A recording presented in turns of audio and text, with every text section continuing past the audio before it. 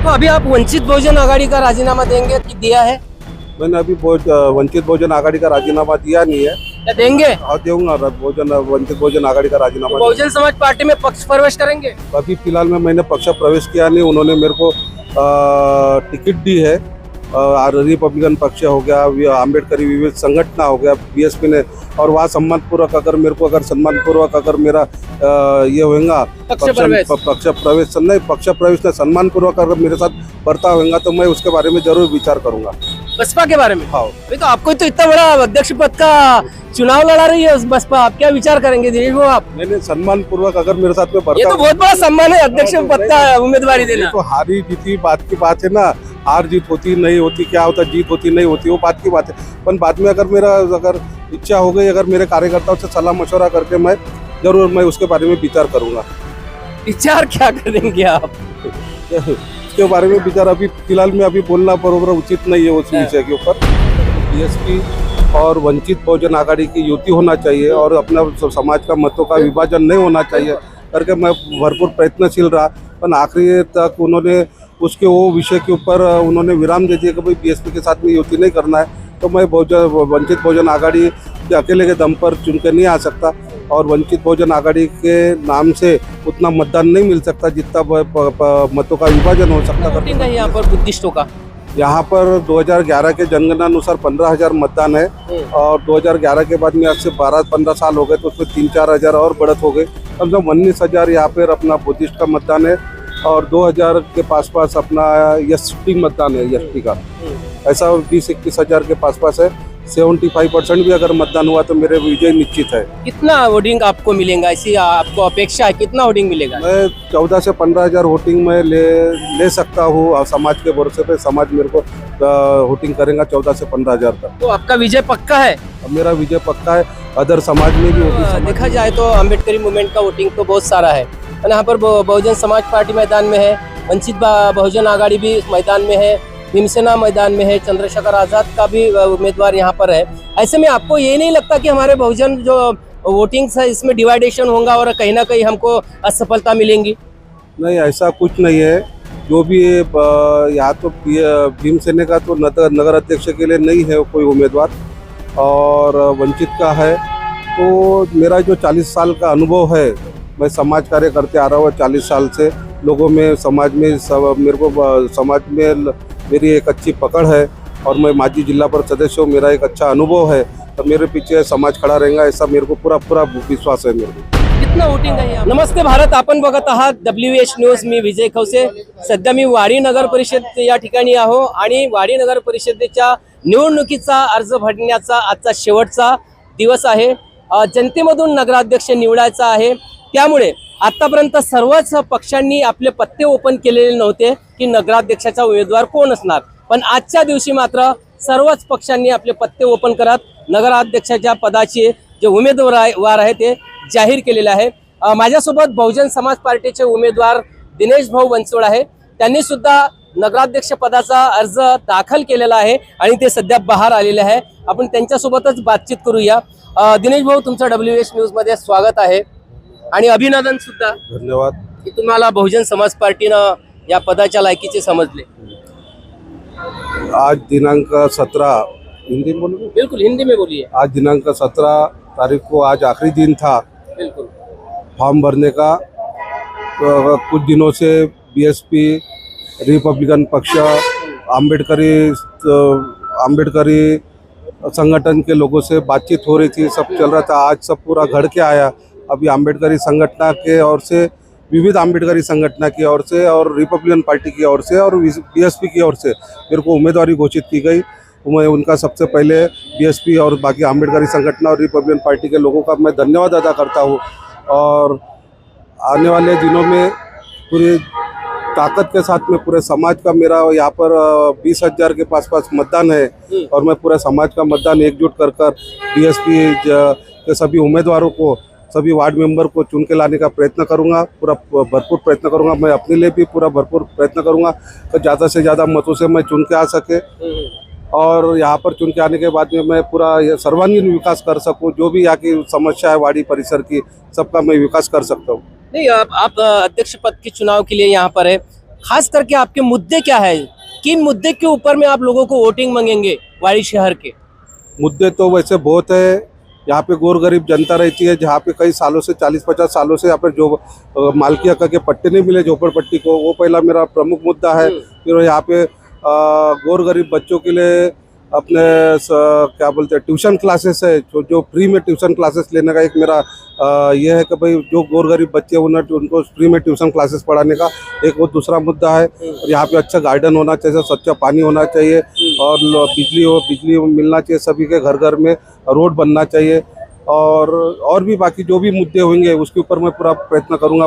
यहाँ पे अहम समस्या और भी यही, क्योंकि यहाँ पे जो डंपिंग यार्ड यहाँ से सालों से नहीं है, ग्राम पंचायत से लगे अभी तक के नहीं है, साप्ताहिक बाजार की जगह यहाँ पर नहीं है और खास करके अस्पताल नहीं है, सरकारी अस्पताल भी नहीं है।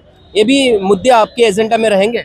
और सरकारी अस्पताल है, सरकारी अस्पताल के लिए जगह उपलब्ध करके दी है डिफेंस ने, तो वहाँ पर भी सरकारी अस्पताल से पिछले खासदार निधि से कुछ तो भी 100 बेड का या 50 बेड का खाट का ये बना हुआ है। और मैं वो चुन के आने के बाद में मैं और 50 बेड का और वहाँ पे बड़ा अस्पताल बनाने का प्रयत्न करूँगा, कोशिश करूँगा। दिनेश वो आप वंचित बहुजन आघाड़ी के जो है वो आजीवन सदस्य बने हैं और वंचित बहुजन आघाड़ी के आप नेता भी कहलाते हैं।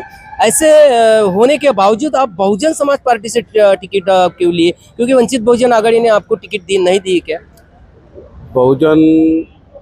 वंचित बहुजन आघाड़ी में मैं कम से कम 8 से 10 साल से काम कर रहा था। बाड़ा साहब से सतत बातचीत हो रही थी। वरिष्ठ जो नेता है अपने जो पूर्व विदर्भ के नेता हैं उनसे मेरी चर्चा हो रही थी, बातचीत हो रही थी। उनको मैं बोला था कि बीएसपी और वंचित बहुजन आघाड़ी की युति होना चाहिए और अपना समाज का मतों का विभाजन नहीं होना चाहिए करके मैं भरपूर प्रयत्नशील रहा।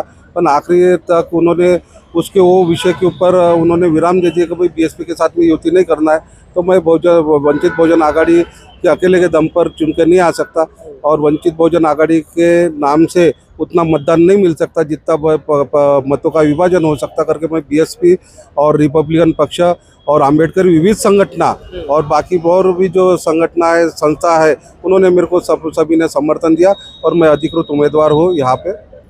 यहाँ पर देखा जाए तो अम्बेडकरी मूवमेंट का वोटिंग तो बहुत सारा है और यहाँ पर बहुजन समाज पार्टी मैदान में है, वंचित बहुजन आघाड़ी भी इस मैदान में है, भीमसेना मैदान में है, चंद्रशेखर आजाद का भी उम्मीदवार यहाँ पर है। ऐसे में आपको ये नहीं लगता कि हमारे बहुजन जो वोटिंग्स है इसमें डिवाइडेशन होगा और कहीं ना कहीं हमको असफलता मिलेंगी? नहीं, ऐसा कुछ नहीं है। जो भी यहाँ तो भीमसेना का तो नगर अध्यक्ष के लिए नहीं है कोई उम्मीदवार और वंचित का है। तो मेरा जो 40 साल का अनुभव है, मैं समाज कार्य करते आ रहा हूँ 40 साल से, लोगों में समाज में मेरे को समाज में मेरी एक अच्छी पकड़ है और मैं माजी जिला परिषद सदस्य हूँ, मेरा एक अच्छा अनुभव है। तो मेरे पीछे समाज खड़ा रहेगा ऐसा मेरे को पूरा विश्वास है। मेरे को कितना वोटिंग है यहाँ पर बुद्धिस्टों का?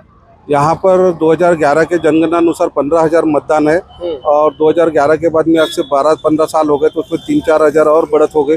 कम से कम 19,000 यहाँ पर अपना बुद्धिस्ट का मतदान है और 2,000 के पास अपना एसटी मतदान है, एसटी का ऐसा 20-21 हज़ार के पास है। 75% भी अगर मतदान हुआ तो मेरे विजय निश्चित है। कितना वोटिंग आपको मिलेगा, ऐसी आपको अपेक्षा है? कितना वोटिंग मिलेगा? मैं 14 से 15 हज़ार वोटिंग में ले सकता हूँ और समाज के भरोसे पे समाज मेरे को वोटिंग करेगा 14 से 15 हज़ार तक। तो आपका विजय पक्का है? मेरा विजय पक्का है। अदर समाज में भी, ओबी समाज में भी मेरी जान पहचान है। ओबी समाज में भी मैंने कई लोगों के काम किया। ओबी समाज भी कई टक्का मेरे साथ में है, कुछ टक्का मेरे साथ में ओबी समाज में। उत्तर भारतीय लोग भी मेरे साथ में है। यहाँ पर बहुत बड़े बड़े पार्टियां हैं, भाजपा हो गई है, महाविकास आघाड़ी भी मैदान में है। ऐसे में फिर आपकी टक्कर किसके साथ में होगी? भाजपा के साथ में डायरेक्ट टक्कर रहेंगी। महाविकास आघाड़ी भाजपा के साथ। नहीं, ऐसा तो नहीं होगा कि लोकसभा में जैसा हुआ विधानसभा में वैसा जैसा हुआ कि भई हमारा बहुजन समाज पार्टी का भी चुन के नहीं आएगा, वंचित का भी नहीं चुन के आएगा तो हमारे लोग सारे महाविकास आघाड़ी के तरफ चले जाएंगे? विधानसभा और लोकसभा के इलेक्शन और स्थानिक स्वराज्य संस्था के इलेक्शन में जमीन आसमान का फर्क है। इसमें कैसा है, जो उम्मीदवार देखा जाता है, उम्मीदवार कौन है उम्मीदवार देखा जाता है। उम्मीदवार देख के अपना क्या बोलते हैं लोग मतदान करते हैं। कौन काम का आदमी है, कौन रात दिन दौड़ के जाता है, कौन लोगों के लिए झट्टा है, ऐसे आदमी को देख के मतदान नहीं होता। और कुछ समाज के ऊपर मतदान होता है या पक्ष के नाम से मतदान नहीं होता स्थानिक स्वराज्य संस्था में। तो अभी आप वंचित बहुजन आघाड़ी का राजीनामा देंगे कि दिया है? मैंने अभी वंचित बहुजन आघाड़ी का राजीनामा दिया नहीं है। या देंगे? हाँ, दूंगा। वंचित बहुजन आघाड़ी का राजीनामा तो बहुजन समाज पार्टी में पक्ष प्रवेश करेंगे? अभी फिलहाल में मैंने पक्ष प्रवेश किया नहीं। उन्होंने मेरे को टिकट दी है। रिपब्लिकन पक्ष हो गया, आम्बेडकरी विविध संगठन हो गया, बीएसपी ने, और वहाँ सम्मानपूर्वक अगर मेरे को सम्मानपूर्वक अगर मेरा ये होगा पक्ष प्रवेश सम्मानपूर्वक अगर मेरे साथ बर्ताव होगा तो मैं उसके बारे में जरूर विचार करूंगा।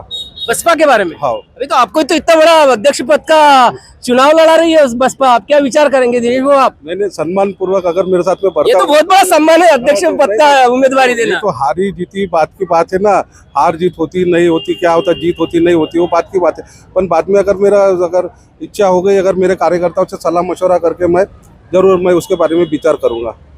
विचार क्या करेंगे आप? उसके बारे में विचार अभी फिलहाल में अभी बोलना बरोबर उचित नहीं है उस विषय के ऊपर।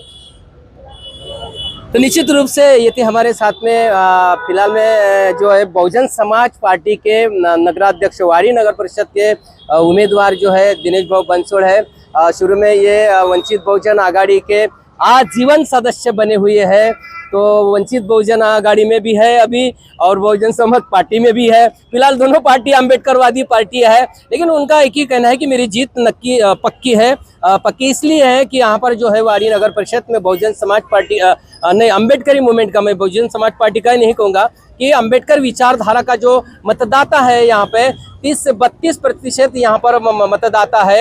यदि ये तमाम सारा जो मतदाता एक तरफ अगर चलता है तो निश्चित रूप से अम्बेडकरी नीले झंडे का विजय है। मगर यहाँ पर स्थिति अभी वैसी नहीं दिखाई दे रही है, क्योंकि वंचित बहुजन आघाड़ी मैदान में है, भीमसेना भी मैदान में है और ASP भी मैदान में है।